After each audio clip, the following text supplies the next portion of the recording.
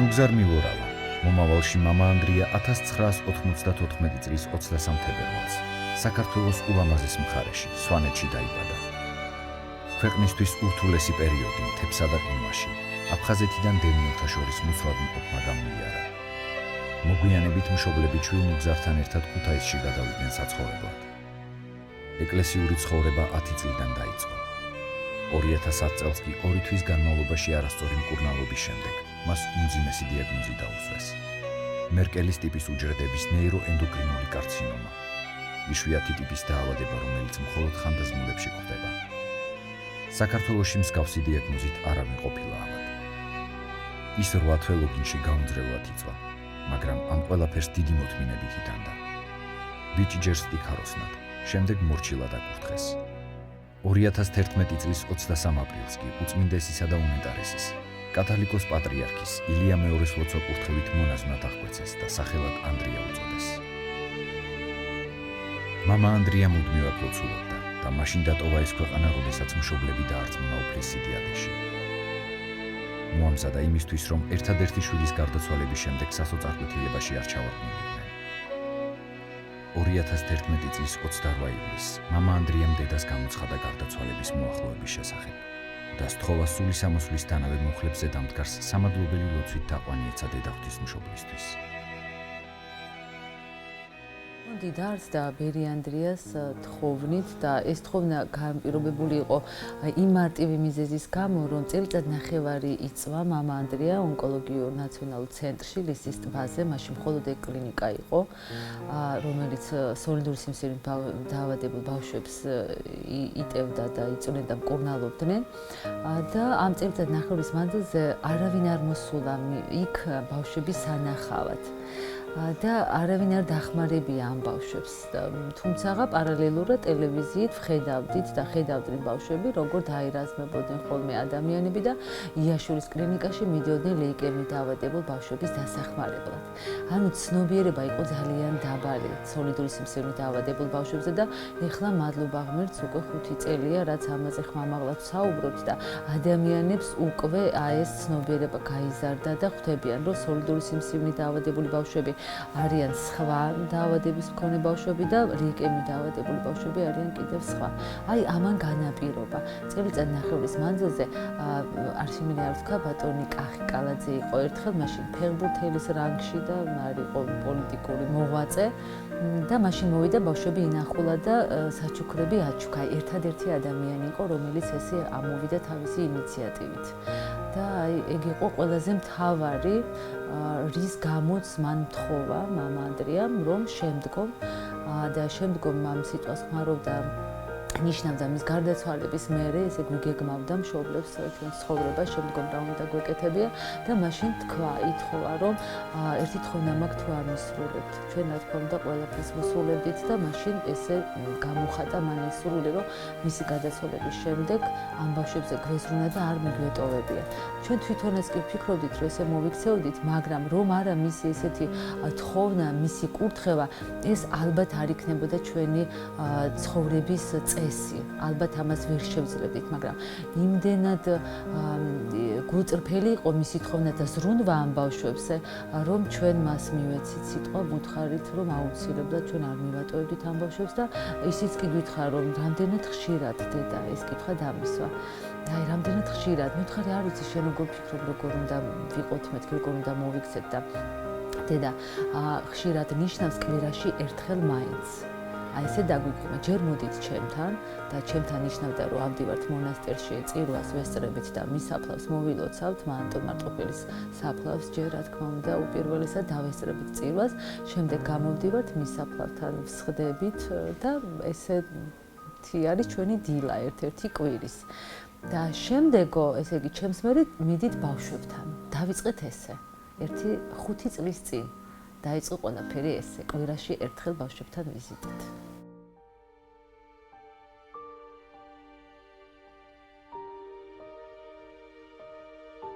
ნელ-ნელა თვითონ ცხოვრება გვიჩვენებდა, როგორ უნდა განვითარებულიყო ჩვენი როლი ამ ბავშვებში, მათთან თანაცხოვრების და მშობლების.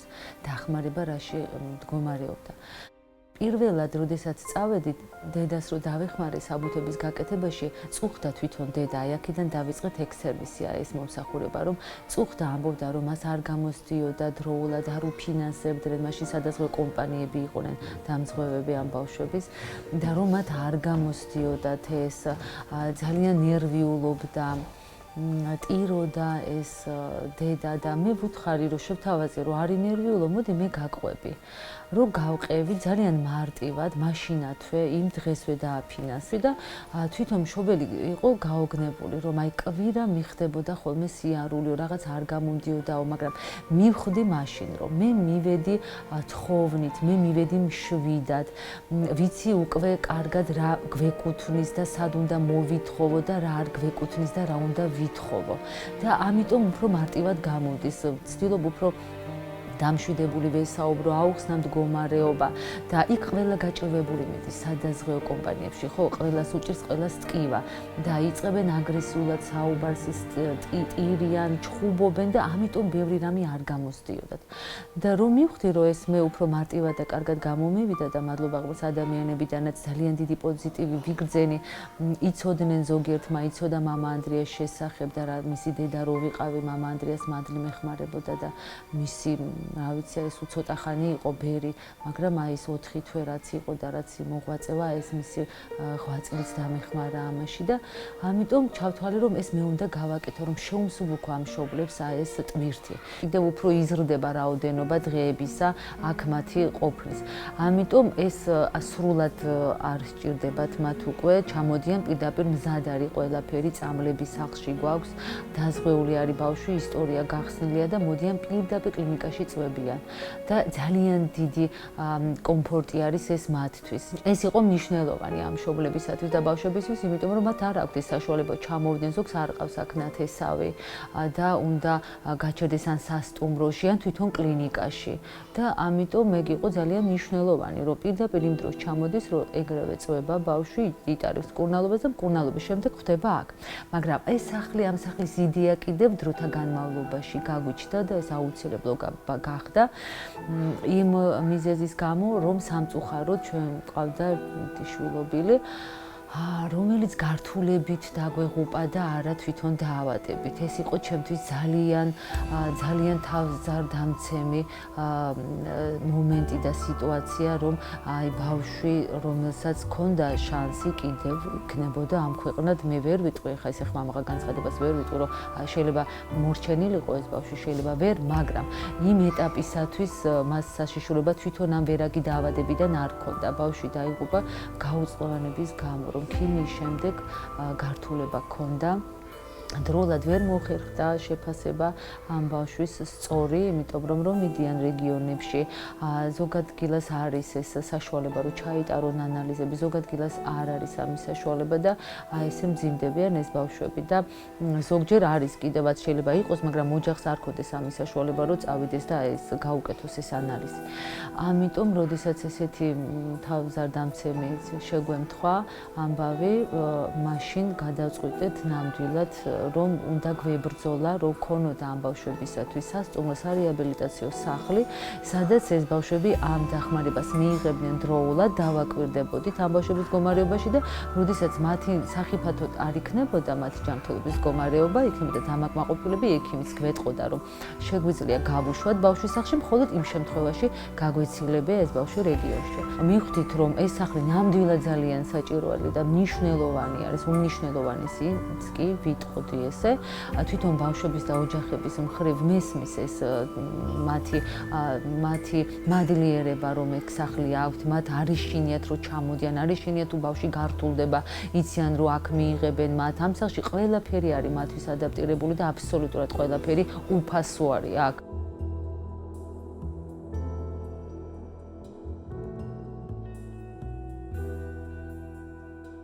2012 წლის ნოემბრის თვიდან მაქვს მე ბერი ანდრიას ფონდთან შეხება, რაც მისი უწმიდესობის და უნიტარესობის ლოცვა-კურთხევით გადმოიყვანეს ღვთაების მამათა მონასტერში. ჯერ ბერადაც არ ვიყავი აღკვეცილი და დედა თინათინი და ბერი ანდრიას ფონდის ბავშვები მე გავიცანი მარტვილის მონასტერში და მას შემდეგ ქონდა ესე შეიძლება ითქვას რაღაც კავშირი მათთან. ღვთაების მონასტერში გადმომიყვანეს რომ გაღრმავდეს ურთიერთობა ჩემი წინამძღვრის და მოძღვრის მამა ბენიამინ ბელქანიას ლოცვა-კურთხევით. მე დამევალა ამ ფონდში შემეტანა ჩემი მცირეოდენი წვლილი შეიძლება ითქვას და დედათინათინის დავხმარებოდი. ეს იყო დედათინათინისა და ბატონი ნესტორის კეთილი ნებაც რა თქმა უნდა და ჩემი სურვილიც ამავდროულად და შემდგომ უკვე უწმიდესმა და უნეტარესმა გვაკურთხა რომ ეს ამ ფონდში მეც ვიყო და ვართ აი ესეთი დამოკიდებულება ამ ფონდის მიმართ და ზოგადად ფუნქციები არის იცით მრავალმხრივი შეიძლება ითქვას. ახლა კონკრეტულად იმდენად ცოტანი ვართ ადამიანები, ვინც მუდმივად ვართ ამ ფონდში, რომ აი ჩვენი მისია არის ყოველდღიურობა გაუხალისოთ თუნდაც ამ ბავშვებს, მოვიძიოთ სხვადასხვა უცხოეთში კლინიკები, თქვათ აი სიცოცხლის ხარისხი გაუმჯობესოთ მათ, ანუ ფსიქოსოციალური პრობლემები, რომელიც ექმნება დაავადებულ პატარას და ამავდროულად მათ ოჯახს, ამის აღმოფხვაში დავეხმაროთ გადაჭრაში ამ ყველაფრის და ამით გაუხალისოთ ცხოვრება თუნდაც და აი ყველანაირად მოვამზადოთ ყველა შედეგისთვის. ოჯახი ეს არ არის მნიშვნელოვანია რომ მათ კონდეთ ბრძოლის უნარი და სურვილი სიცოცხლის ეს ოჯახს და შემართება არ დაკარგოს რომ ანუ აცოცხლოს მისი შვილი და სწორად მიიღოს ეს ძიმე განსაცდელი. ყველაზე აღსანიშნავი რაც არის რომ ჩვენ არ აქვს არანაირი პრობლემა სხვადასხვა რელიგიურ შეხედულების მქონე ადამიანებთან, ანუ წამს ამ შემთხვევაში რომ ბერიანდრიას ფონდმა გაუწიოს დახმარება დაავადებულ პატარას არ აქვს მნიშვნელობა არც ეთნიკურ წარმომავლობას, ჩვენ გვყავს აზერბაიჯანელები, კოლია სომხები, თქვათ აფხაზეთიდანაც, ოსეთიდანაც, მაგრამ ამას არ ქონია ესეთი განმასხვავებელი ნიშა არ ყოფილა მათი ეთნოსი ან რელიგიური შეხედულება ჩვენი ფონდისთვის.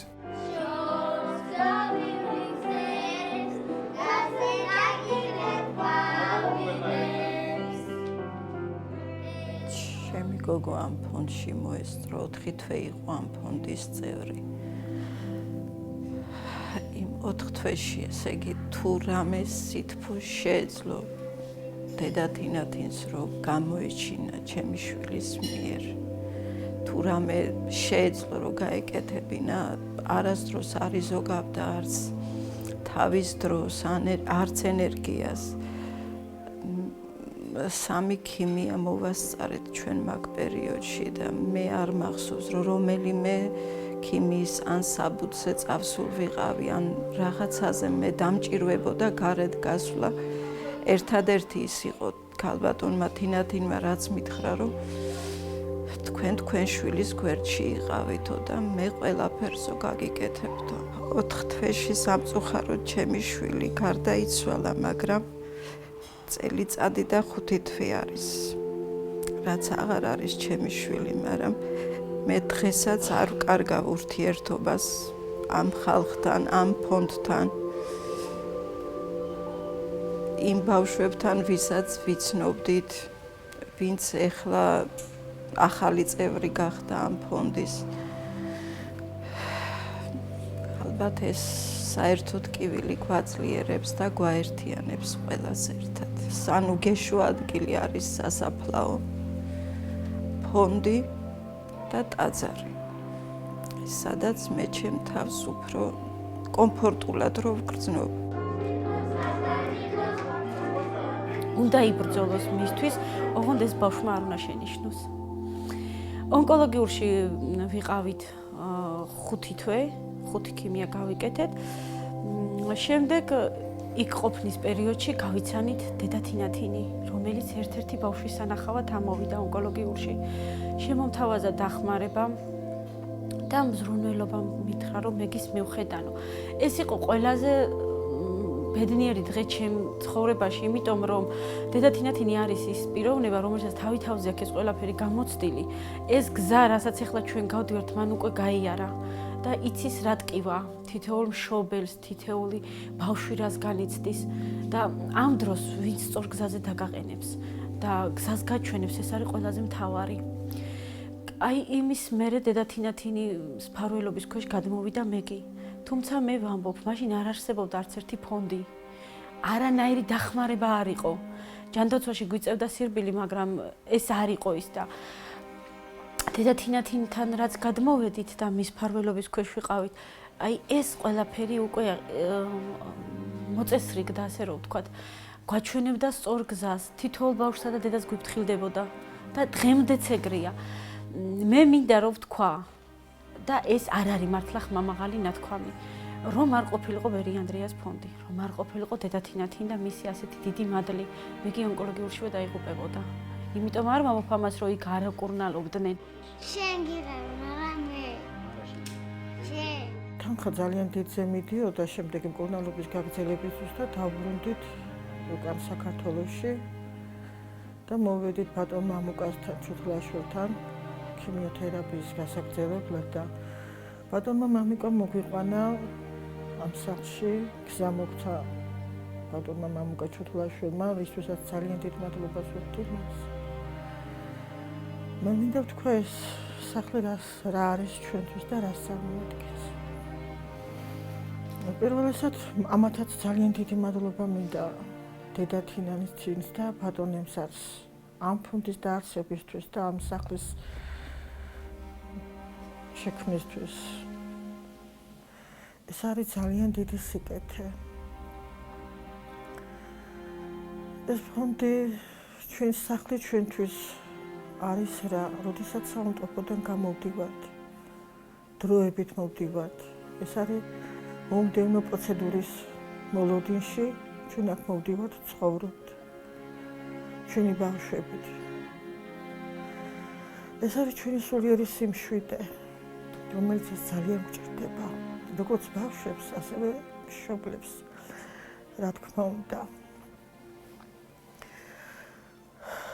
დედა თინათინი თავისი სიტყვით ისე ახსებს ამ სახლს, რომ ჩვენ ყველანაირად ვცდილობთ, რომ ყველა ტკივილი, ყველა გაჭირვება, ყველა ფიქრი დაგვავიწყოს და გვაბრუნებს ყოველდღიურ ცხოვრებაში. დაყავს დედა თინათინს თეატრში ექსკურსიებზე, ღერის ცეკვავს ბავშვებთან ერთად. ადამიანმა, რომელმაც ერთადერთი შვილი უფალს მიაბარა, ამათთან აი ერთი ვერ შეატყობ, რომ რაიმე აწურხებს. ბავშვთან ბავშვია, დედთან დიდია და დარწმუნებული ვარ, ალბათ ცალკე რომ გადის თავის შვილის წელიწადების სალტურქის. ძალიან დიდი მადლობა მინდა მათ უთხრა ამ ფონდის წევრებს, მამა ნაზარს და ქალბატონ მარინა გიორგობიას, რომელიც ეხმარება მათ და ძალიან გვერდში გვიდგანან, რომ გავიკვლიოთ გზა მკურნალობისკენ, გეზი მოგცენ სწორი გეზი და ეს სულიერი ტკივილი რაღაცნაირად გადაგვატანიონ. ჩვენთვის ყველაზე მთავარი ამ დაავადებასთან ბრძოლაა. ყველაზე დიდი ის გვჭირდება, რომ ვებრძოლოთ ამ დაავადებას და ამას ძალიან გვერდში დგომა ჭირდება. და ამას გვიკეთებს ზუსტად ეს ფონდი და ეს სახლი.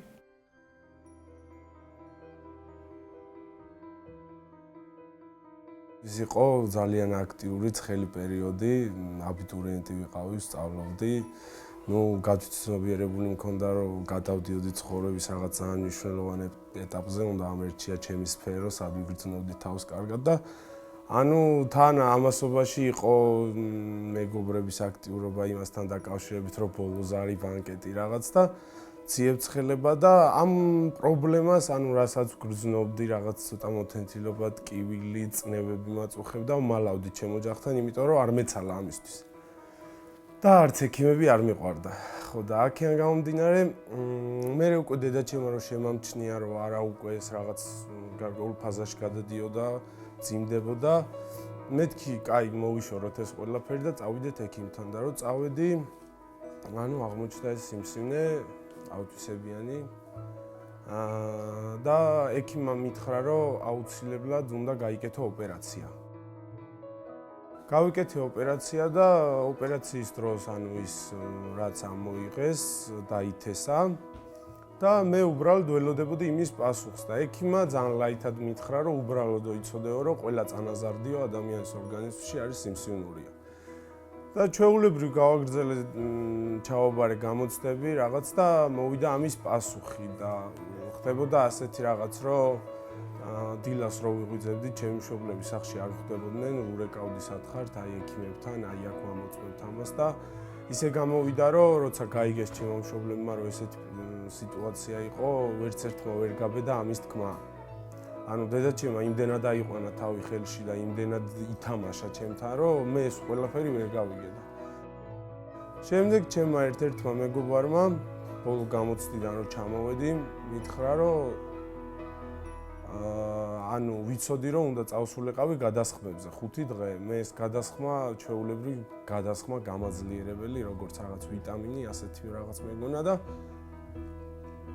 მითხრა, რომ შენ უნდა წახვიდე გადასხმაზეო, უნდა მიხვიდე იქ რაღაც ბლოგშიო, სადაც შეიძლება ისეთი რაღაც ნახო, რაც შენთვის არ იყოსო ჩვეულებრივიო, მაგრამ არავის უსმინო, არავის უყურო, უბრალოდ იფიქრე იმაზე, რომ შენ გჭირდება ეს, შენ ჯანმრთელობას გჭირდება ეს. სიმართლე გითხრა, ძალიან დავიბენი, უბრალოდ აი წარმოვიდგინე, რომ გათენდა ერთი დღე და აღმოაჩინე, რომ თითქოს რაღაც ბუტაფორიაში ვცხოვრობდი ეს რაღაც პერიოდი. და ყველაფერი გავიგე და ექიმის სიტყვები ჩამრჩა გულში, რა ვიცი, ყველანაირად, რომ ეს ყველაფერი 90% არის დამოკიდებული შენზე, შენს განწყობაზე, შენს დამოკიდებულებაზე. ნუ, რა, გესმით ყველას, ალბათ ყველა გაიგებს, რომ არ არის ამდენად ადვილი, მაშინ როცა იწყებ ასეთ ცხოვრებას, ახალ პერიოდს, ძნელი იყო შესაძლებლად, მაგრამ დაუჯექი წავიკითხე რაღაცები, პლაცებოს ეფექტი დამეხმარა ძალიან. რომ ანუ ადამიანს თავის შეუძლია დააჯეროს, რომ ხარ ჯანმრთელი და აუცილებლად გიშველეს ეს ყველაფერი. და მთელი 11 თვე გავატარე ასეთი რწმენით, რა თქმა უნდა, უფლის რწმენა პირველ რიგში, მჯეროდა ჩემი ექიმის, მჯეროდა იმ ხალხის, რომელიც ჩემს გარშემო იყო. მიხაროდა იმის დანახვა, რომ ძალიან დიდი სიყვარული მოდიოდა ყველასგან, ელემენტარულად ერთი ტელეფონზე დარეკვა და მოკითხვა, ძალიან დიდი რამე იყო ჩემთვის. და ასე ბრძოლაში, ჭიდილში აღმოვაჩინე, არ შემილია რო არ ვთქვა, ორი სიტყვით ვიტყვი, ბერი-ანდრიას ფონდი. დედა თინათინი და მამა ნაზარი მოვიდნენ პაატას სანახავად. და აღმოჩნდი მეც იქ იმ სიტუაციაში, რის შედეგადაც გავხდი ბერი-ანდრიას დიდი ოჯახის წევრი, რასაც არ ვიცი, ძალიან დიდი სიკეთე ჰქონია მე ასე დავაკვირდი. შეიცვალა ჩემი ცხოვრება ძალიან. რაღაც ის დინება შეიცვალა, რასაც ჩვეულებრივი ცხოვრება ერქვა. ის იყო, რომ ყოველ 21 დღეში ერთხელ უნდა მივსულიყავი საავადმყოფოში გამეკეთებინა ქიმია, იმ ფაქტსაც შევეგუერო თმა უნდა გამცვირო და შემდეგ იყო მესამე კურსი, შემდეგ წარბები რო გამცვი და სარკეში რო ვიხედებოდი და სრულიად შეცვლილი იმიჯი რო ჩანდა, არ იყო ადვილი, მაგრამ ყველაფერი კარგად დამთავრდა. ეს არის მე ვთვლი უკვე დღეს მეორე ხარისხოვანი, ამაზე არ შეიძლება იფიქროს ადამიანი. ამ ყველაფერში მეხმარებოდნენ ბერი-ანდრიას ფონდის ბავშვები, დედა თინათინი, უზო, ყველანაირად გვერდჩებოდნენ, ყველანაირად. თითოეული მათი სიტყვა ჩემთვის იყო სტიმული. პირველ რიგში მითხრა დედა თინათინის საკუთარ თავზე ქონდა გამოცდილი იმ ხილათკივილი, რაც არ მგონია, რომ დღეს საქართველოში ქონდეს გადატანილი უნივერსიტეტი. საქმის აკეთებენ მართლაც არ შემიძლია არ აღვნიშნო, მაგრამ ბერი-ანდრიას ფონდის ფუნქცია მეტად განსხვავებულია ყველა ფონდის ფუნქციებზე. და ეს არის მნიშვნელოვანი, რომ ანუ სხვა ფონდები თუ აფინანსებენ ამ ბავშვებს უცხოეთში აქვთ მათ თანხები, რომ თქვათ ჩაუტარდეს ოპერაცია, იქნება ეს ხიური თერაპია ან ცვლის ტვინის ტრანსპლანტაცია. ეს არის მეტად მნიშვნელოვანი ოჯახისთვის და ჩვენი ფონდისთვისაც.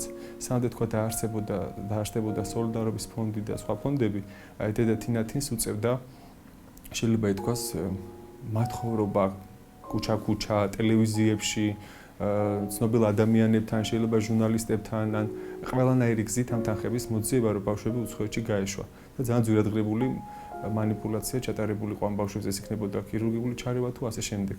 და ჩვენი ფონდის ფუნქცია ის არის, რომ ჩვენთან როცა ბავშვი ხვდება, ანუ ბერიანდრიას ფონდში როგორც კი მოვა, მას არ უწევს და მის ოჯახს არანაირი ზრუნვა თქვათ მედიკამენტების მოძიებაზე, ურთიერთობების სადაზღვევო კომპანიებთან, თუ უცხოეთშია გაგზავნა, მასაც ჩვენ უგვარეთ კლინიკებთან, ბილეთების ეს ფრენის მომენტებიც ამავდროულად ბერიანდრიას ფონდის ფუნქციებს შეძლებს ცხოვრების ხარისხის გაუმჯობესება და მათი რეაბილიტაცია და ოჯახების ადაპტირება ამ ყველაფერს მიმართ, ანუ ეს რომ გაიგონ, გაითვისნობიერონ და აი კონდეთ მუდმივი საბრძოლო განწყობა. აი ყველანაირი ფუნქცია უფრო დიდია, იცით, აი თქვათ ბავშვი რომელიც ამ დაავადებას იგებს და აცნობიერებს, მას აქ ძალიან დიდი ფსიქოლოგიური პრობლემაა. თვითონ კურნალობის პროცესი არის ძალიან რთული. კურნალობის პროცესი არის უსიამოვნო მეტად. ეს თუნდაც ეს ქიმიოთერაპია და ამ ხრივ ბავშვის გაცნობიერებული, რომელსაც აქვს ძალიან უჭირს, იმიტომ რომ თვითონ სიმსივნე და ეს კიბო ეს სუდად ჟღერს ძალიან და უარყოფით ყველაფერთან არის დაკავშირებული. და ჩვენი ფუნქცია ის არის, რომ ამ სწორად მივაწოდოთ ეს ინფორმაცია ოჯახებს და პლუს ამას აფექტის მდგომარეობაში მათ არ კონდეთ ან რაღაც დეპრესია, ან ისეთი შიში, რომ არაადეკვატური გახდნენ და სწორი გადაწყვეტილება ვერ მიიღონ. აი ეს ამავდროულად ძალიან მნიშვნელოვანია. და ჩვენი ფონდის კიდევ ფუნქციას დავაბრუნდები, რომ ბერიანდრიას ფონდი, როგორც კი მოხდება ბავშვი ჩვენს კედლებში, ზრუნავთ მათ თქვათ სამედიცინო მოსახურებების ყველანაირ უზრუნველყოთ, რომ მათ ოჯახებსა და მათ ბავშვებს არ დააწვეთ ეს კისერზე და არ კონდეთ ეს ისეთი უსიამოვნო დამოკიდებულება თუნდაც. მეორე ის რომ ჩვენ მოვიძიოთ მათი ყველანაირი სადაზღვევო იქნება თუ სამკურნალო ხარჯები უცხოეთსა თუ საქართველოში და ცხოვრების ხარისხის გაუმჯობესება. ეს იქნება დასვენება, ზაფხულობით ზღვაზე, მთაში, პლუს ამას იქნება თქვა დაბადების დღის გადახდა ელემენტარული არის, რომ არა აქვს ოჯახებს ამის საშუალება, იმიტომ რომ ჩვენთან სოციალურად დაუცველი ფენებიდან არიან ძირითადად და ვინც უკვე რეგიონიდან უზრუნველყოთ საცხოვრებელი პირობები და აი რაც მათ სურვილი აქვს ბავშვს. აი თქვა თქვენ ნახეთ ბავშვები და თქვა რაც დღეს მას გაიღვიძა ბავშვმა და დღეს მას ეს უნდა, რომ რაღაცა გააკეთოს, ასალა წავიდეს, ან რაღაც ცნობილი ადამიანი უნდა ნახოს. აი რაღაცა რაც მას ოცნება აქვს, ცდილობთ რომ ყველაფერი აღუსრულოთ. აი საქართველოს ფარგლებში რაც ეს შესაძლებელია, ყველაფერს ვაკეთებთ და მქონდა ესეთი შემთხვევაც, რომ აი ასათიანის დახმარებით დედათინათინმა 4-5 ბავშვი იერუსალიმში წაიყვანა. და ამ ხრივ ფონდის ფუნქცია უფრო სხვა არის. თან ჩვენ არ წყვეთ ფონდთან ფონდის მზრუნველობის ქვეშ ოჯახებთან ურთიერთობას, შე კიდევ ფონდის მოღვაწეობის მანძილზე 115 ოჯახს თითქმის უკვე გაუწიეთ დახმარება. ეს არ არის ერთჯერადი პროცესი. თქვათ ყავს განკურნებული ბავშვებიც ამ დაავადებიდან, მაგრამ ეს არ ნიშნავს, რომ ფონდმა მასზე მზრუნველობა შეწყვიტა, ისინიც არ ჩვენთან თანაცხოვრობენ და ნახეთ კიდევაც და ანუ არ წყდება, ანუ ეს შეიქმნა ფონდი ჩამოყალიბდა როგორც დიდი ოჯახი. აქ არიან გაერთიანებული ბავშვები, რომლებიც კურნალობენ, ბავშვების, რომლებიც გამოჯანმრთელდნენ და ბავშვების ოჯახები, რომლებიც იმქვეყნად არიან და თვითონ დაავადება ვერ დაძლიეს. აი არ წყდება არავისთან ურთიერთობა. აი ეს არის უმთავრესი და განმასხვავებელი ის არის, რომ თითეული ადამიანი როცა უკვე კურნალობს, აი ჩვენი ფონდი ეხმარება რაში, რომ ყოველდღე მას თუ დასჭირდება, თუნდაც ის არის რეანიმაციაში თუ არის ბავშვი, ეს ფონდის თანამშრომლები დედათინათინა ჩვენ გარეთ გავართ კარეთთან, მშობელთან, მშობელს სჭირდება ნუგეში. თუ ის უცხოეთში მიდის, როგორმე ჩვენზე აი დამოკიდებული ხდებიან, იცით და რაღაც იმდენად ერთი ოჯახი ხდებით, რომ დამოკიდებულად უკვე არაფერს არ აკეთებენ. ეხლა ამ სახლის ძალიან დიდ თანხებთან არის ამის თანხა, დაქირავების თანხა. და ძალიან მინდა რომ შევინარჩუნოთ ეს სახლი. ძალიან გვჭირდება ჩვენ ეს სახლი და ძალიან ვთხოვ ყველას, ვისაც ხელი ეწიფება, ვისაც ხელი მიუწვდება და ვისაც შეუძლია ჩვენი შვილების სიცოცხლის თუნდაც გახანგრძლივებაში, თუნდაც გადარჩენაში ხელი შეგვიწყონ და მოგვეხმარონ, რომ შევინარჩუნოთ ეს სახლი. აი ამას ვთხოვ ყველას ძალიან. ჩვენთვის ყველაზე მთავარი ამ დაავადებასთან ბრძოლაა. ყველაზე დიდი ეს გვჭირდება, რომ ვიბრძოლოთ ამ დაავადებას და ამას ძალიან გვერდში დგომა ჭირდება. და ამას გვიკეთებს ზუსტად ეს ფონდი. მე მინდა ყველა დედას უთხრა, რომ არასოდეს არ არის არაფერი გვიან. ყველამ უნდა იბრძოლოს. მიუხედავად იმისა, რომ შეიძლება მისი შვილი ყველა დაიფაროს ამ სიტყვისთვის, ეს ძალიან ძნელია, რასაც მე ვამბობ, მაგრამ შეიძლება ამ ქვეყნიდან გავიდეს. მაგრამ უნდა იბრძოლოს. არა აქვს დედას უფლება იმისა, რომ მან ცრემლები ჩამოყაროს, იტიროს, შვილი დათრგუნოს იმის გამო, რომ უი დედა ის უძახოს, რომ შენ აი ავათრო ხარ, მე ამის გამო ვტირი ვარ. ეს არ უნდა გაიგოს ბავშვმა. და მინდა რომ ყველა დედა მიცოდეს, რომ ყველაფერი მოხდება, მეგისთან მოხდა ხალხო სასწაული. აი მართლა დიდი სასწაული მოხდა, რომ არავის არ ეგონა, რომ გადარჩებოდა, დღეს ჩემი შვილი ცოცხალია და ჯანმრთელია. და მინდა რომ ყველას მოუწოდო, რომ იბრძოლო. მინდა რომ ანუ საზოგადოებას, დიდს, პატარას, მშობელს, შვილს, ყველას უთხრა და განსაკუთრებით ჩემი ასაკის მოზარდებს, რა ვიცი, თინეიჯერებს ვიც ძნელია, არ მიყვარს, რომ აი არაფერი, იცი, მიხვალ გადაისყავდა არაფერი. ყველაფერს თავის პრობლემა აქვს. ყველაფერს. მაგრამ არა უშავს. არასდროს არ უნდა შეწყვეტონ ბრძოლა. ყოველთვის უნდა იყვნენ შემართებით. ყოველთვის უნდა იბრძოლონ იმაზე, რომ ყველაფერი მაგრად იქნება. და პირველ რიგში რის თქმაც მინდა, არავინ ყველა არის მეორე ხარისხოვანი, ექიმიც, რა ვიცი, ყველა საერთოდ პირველ რიგში ეს გამომდინარეობს იქიდან, თუ რა განწყობით ხდები ამ ყველაფერს და როგორ შეიძლება რომ შეებრძოლო და გამოგლავო. ეს არის პირველ რიგში ყველაფერი. რაც მე ჩემს საკუთარ თავზე გამოვცადე და ვერც მოგება ძალიან კარგად დამთავრდა და გამოვჯანმრთელი.